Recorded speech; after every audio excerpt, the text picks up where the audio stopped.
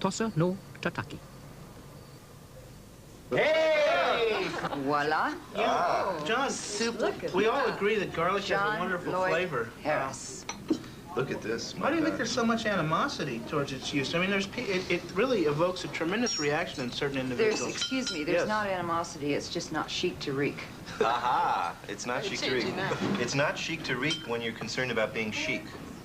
And that I think is the, you know, the upper classes of every culture, ancient and contemporary and Mediterranean and Anglo and the United States, every culture has a class of people, usually the upper classes and the priestly classes, that don't like to be offended by the odor of garlic. It's because it's associated with usually with the peasant classes and the laboring classes. And it somehow has always, people have been stigmatized who enjoy garlic. And it's a taboo, really, that is being broken down in the United States. The United States breaks down most taboos, and the taboo against eating garlic is being broken down right now. John, I want you to take a bow. You should be extremely fortunate to have this fantastic soup named after you. This is absolutely delicious. It looks beautiful. It is absolutely delicious. It looks absolutely gorgeous. It's totally different than the last time I had it here, but that's... It's really a variation of soupe à l'oignon, which is the classic onion soup of France, which Robert has changed to include garlic. Robert, this is absolutely delicious. This is terrific. Is this a kind of a custard on the top? Is that what you've done? It's kind of a cheese sauce with egg and... Is this custard on the top? Or is it a bread?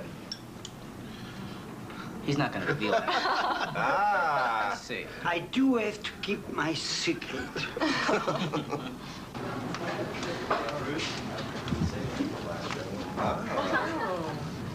Oh, boy. Oh, what do we have here? Garlic. Champignon Garlic alive. with garlic.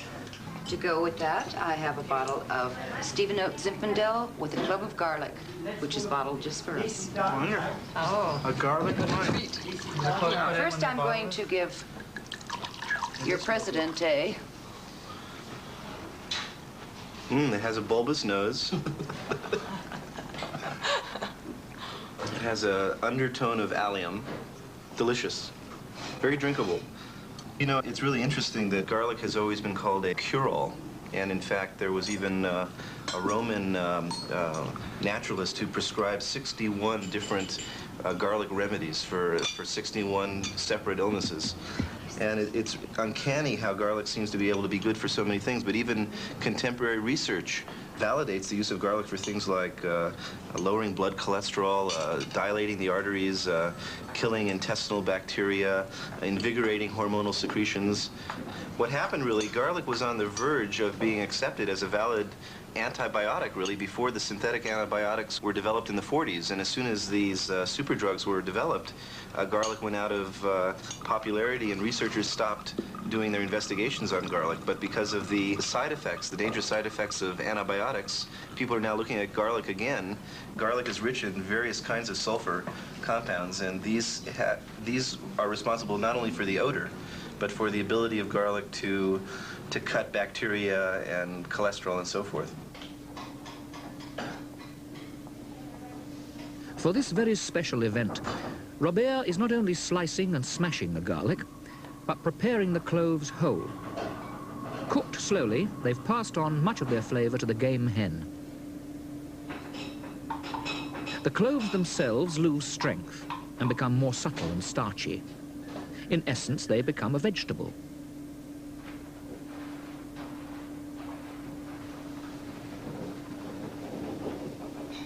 Robert, you're bringing us dinner. Oh, beautiful. Look at that. My God. Look what we have for you. Is it colorful enough? Yes. Be very cautious, the plate is a little hot. Now, you Look at all know, the garlic. I am a Frenchman. I know. There are things that I do for ladies that I would never do for men. You're going to cut her capon. I want to hold your hand. I want to hold your hand. So I'm going to cut your... See, this is a clove of garlic. Oh, yes. A clove of garlic. A clove of garlic. A clove of garlic. Oh, well, who cares? Guess what's inside? Garlic. Garlic! Cloves of garlic.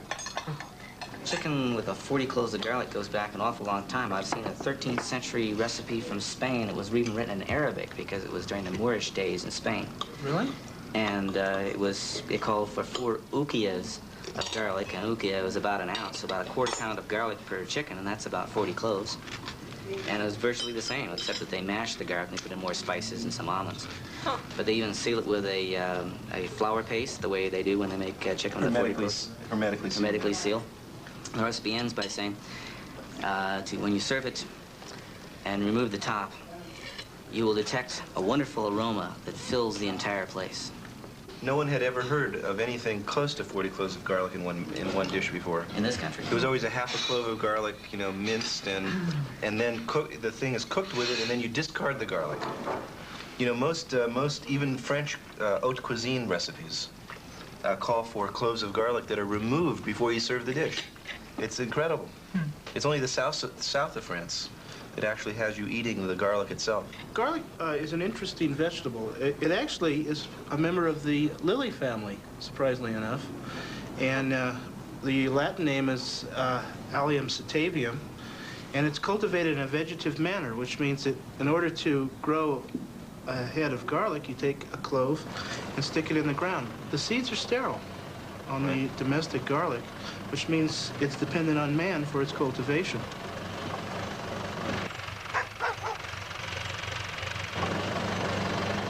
Here in the southwest of France, in December or January, cloves are planted by this rather ingenious device invented by local growers. When the garlic is in the earth, an array of tiny roots start to set off in every direction. Little clovelets begin to form above the root. They feed off the original garlic. As the clovelets grow, the mother clove becomes exhausted and virtually disappears. Finally, 12 to 15 cloves surround a central stalk and a new garlic is formed. At the beginning of summer, tractors plough up the plants. Harvesters gather them, shake off excess earth, and hang them up by the millions in sheds to dry.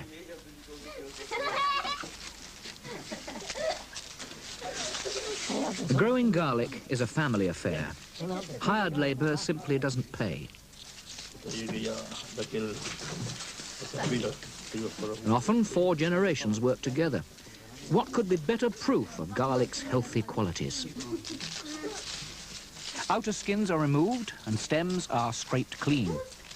The garlics are braided into these familiar bunches. The French call them grappes.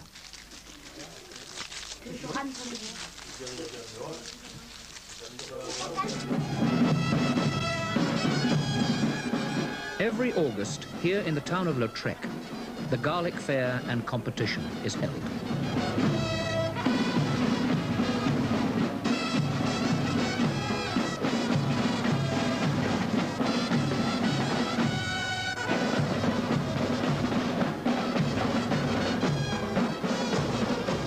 The locals gather to talk and perhaps gossip around the region's famous garlic soup. A blend of bread, broth, yeah, naturally, garlic.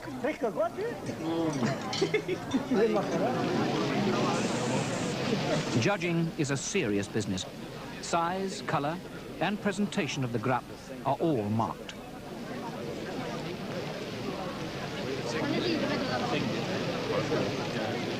Lautrec's garlic, flushed with pink, is much appreciated even back in California. Garlic doesn't grow from seed anymore. Garlic is entirely dependent on human beings to exist at all. They are living in a symbiotic relationship with us. They are part of us. That is, real human beings among us. I've often thought that there's really only one way to understand the prejudice against the smell of garlic. I mean, it's a ridiculous prejudice. Garlic doesn't smell like bad breath. Garlic smells like food. The only explanation is that the prejudice against garlic is really a political affair. It's to the benefit of one class of person, if I can use that term loosely. I mean, vampires. Talking about vampires. Vampires and their dupes and running dogs who are behind the prejudice against garlic. And I noticed a lot of inroads they've been making lately in our culture. I've noticed recently we've been having some revisionist vampire movies where the vampires are young and cute and sensitive. They suffer, everything like that. Well, I never go abroad without a bulb. Well, the streets are safe. Well, I'll tell you, there's one place where you'll never find a vampire, and that's Gilroy.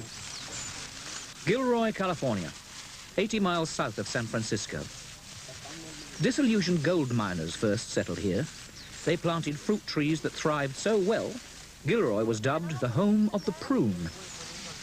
Any garlic Americans ate was imported. But all that changed in the 1920s, when a small planting was tried. And today, Gilroy produces 100,000 tons a year, 90% of America's crop. Most of Gilroy's garlic passes through here on its way to becoming garlic powder.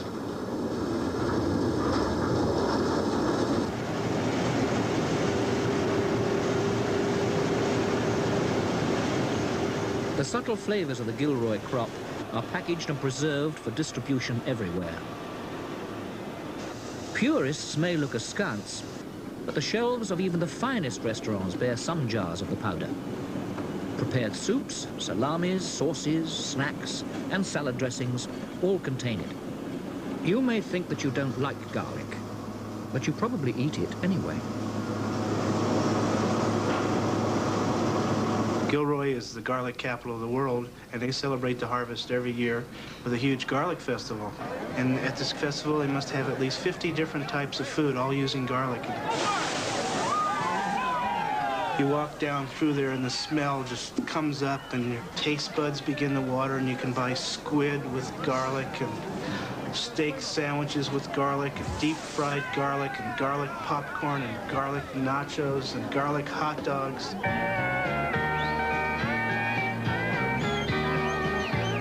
Garlic can save you, and I know it's true.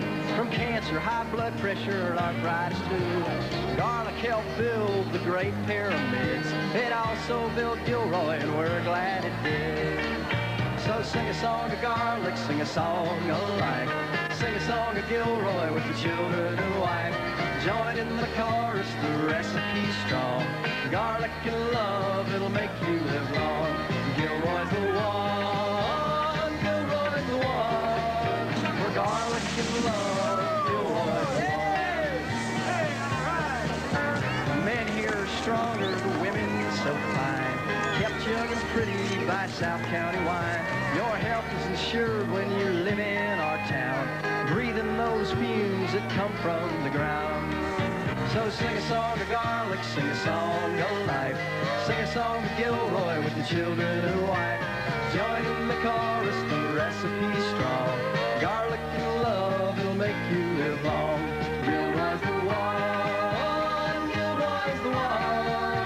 For garlic and love, Gilroy's the one. For garlic and love, Gilroy's the one.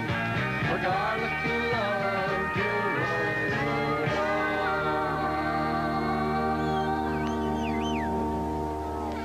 one. It's a wonderful thing for garlic because people are learning that garlic is not something that you use a hint of anymore, the way they did in Victorian England. You know, we don't talk about a hint of garlic anymore.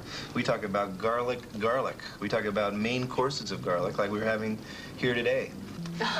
Oh, green garlic. You read my mind. Wow. My God. This is the topper of your whole meal. If you don't indulge yourself in this, you have to indulge yourself in something else, which you won't enjoy as much. Right, This looks heavenly, really. Monsieur Big Bruce, enjoy. right. Sherbet. A garlic Sherbet. There's no R. sorbet. You guys, this has been a meal that will go down in history as one of the greater Lovers of the Stinking Rose summit meals that we've had. Don't you think? Oh, God. Yes, what an honor. How could we top this next year? Someplace at a higher elevation. The next meal will have to be at Everest, don't you think?